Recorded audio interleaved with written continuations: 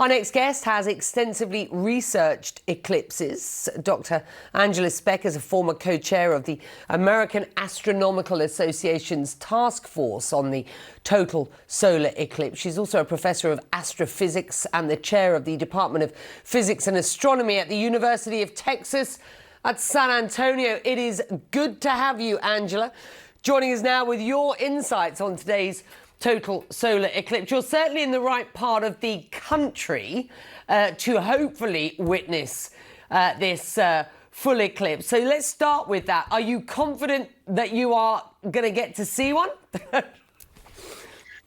I would say cautiously optimistic. Right now, it may be just too cloudy, but it'll get dark even if it's cloudy.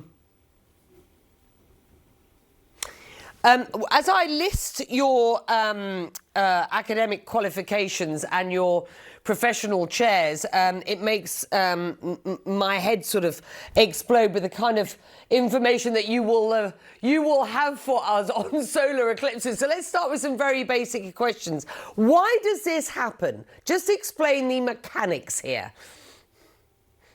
So it really is as simple as the moon is blocking out the sun. So if the viewers are the sun, my face is the earth, the moon is literally just going here. So anybody standing on my nose would hurt, but would also not be able to see the sun. And it's as simple as that. The complication comes in how often it happens and how small an area gets to actually see it. Well, just explain what you mean by that. Okay, so it takes a month for the moon to go around. So it's going around the Earth and coming back to this position. But in that case, we would expect to get an eclipse every month. We don't. We actually only get a lining up every 6 months, and not all of those will be total. So the last lining up was in October, 6 months ago. And that one was what we call an annular or ring of fire eclipse, where the moon was just a little bit too far away. It didn't quite block out the sun. So we do get a lining up of the Earth, Moon, Sun system every 6 months, but only about 1 in 3 is a total eclipse.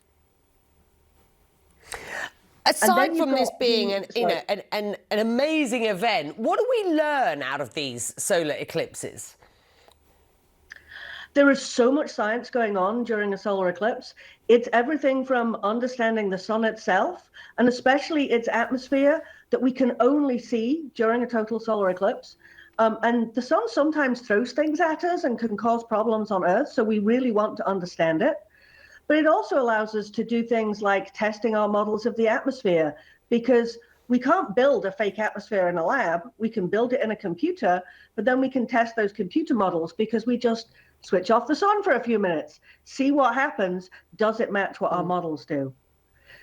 There's also really fun things with animals and plants. Animals react to that change in sunlight. Remarkable stuff. Listen, I've run out of time and you need to get yourself ready. We are, what, an hour and a half or so and changed, a couple of hours away from what we hope, and you are crossing your fingers for, will be a good viewing experience where you are in so many other places around North America. Thank you for joining us. Get yourself ready. Thank you. And wherever you are watching in the world, if you are in the right place, folks, do remember, be careful of those